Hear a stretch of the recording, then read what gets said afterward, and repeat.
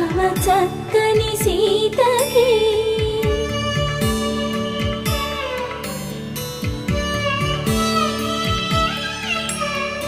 ఎర్ర జాబిలి చేయి రాముడేడని అడుగుతుంటే చూడలేదని పెదవి చెప్పే చెప్పలేమని కనులు చెప్పే నల్ల పూసైనా